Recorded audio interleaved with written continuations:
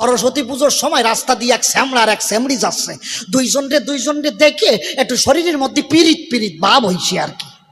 শ্যামড়িটা মনে মনে ভাবে শ্যামলা মনে হয় কথা কবে, শ্যামলাটা আবার খানিক লাজুক, কথা কয় না। শ্যামড়িও কিছু কয় না, চুপ করে দাঁড়াইয়ে রয়েছে। নারী এমনই একটা জাত, দেখবেন এদের বুক ফাটে কিন্তু মুখ ফোটে না। মাইয়েটা খানিকক্ষণ দাঁড়াইয়ে দাঁড়াইয়ে দেখি, কয় শালা এর তো শরীরে কোনো ক্যালসিয়াম নাই। হ্যাঁ, আমি একটা এত সুন্দর মাইয়ে, আমার একটু নাম ঠাম জিজ্ঞাসা করবে, কিছু কোয়াইট হয় না। মাইয়েটা ছেলেটারে জিজ্ঞাসা করছে, হ্যাঁ গো কি প্রিয়তম তোমার নাম কি? দেখবেন কারোর টাইটেল আছে রায়, আছে না, কারোর সরকার, কারোর মন্ডল, কারোর বিশ্বাস, কারোর সাহা, আছে না, কারোর গোশ টাইটেল আছে। এখন ওই ছেলের টাইটেল হলো ডালি। আপনাদের এইখানে কেউ আছে নাকি ডালি? যদি কেউ থাকে সে দয়া করে ঢালবেন না।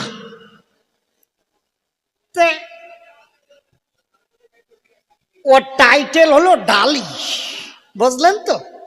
তা ছেলেটার নাম হলো মধু। মেয়েটা জিজ্ঞাসা করেছে, প্রিয়তম তোমার নাম কি? ছেলেটা বলছে, আমার নাম মধু ডালি। মাইয়ে কয়, শালা এত সুন্দর ছেলে, নাম হলো মধু ডালি, তো যখন মধু ঢালবে তাহলে মধু রাখতে গেলে একটা পাত্রের দরকার, তাহলে তোর একটা পাত্র দেওয়া দরকার। শ্যামলা ড্রাইভার মাইয়াটারে জিজ্ঞাসা করছে, হ্যাঁ গো সোনা পাখি ময়না তোমার নামটি কি?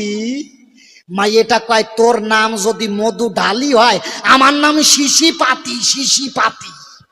ওই শ্যামড়ি কয়, কও কি? এই শ্যামড়া কয় কি? এই কপাল বুড়ি, কারোর নাম শিশি পাতি হয়? কয় কেন? তুই শালা যদি মধু ঢালতে পারিস, আমি শিশি পাতলি অসুবিধে কোন জায়গা, তাই আমারে কয়।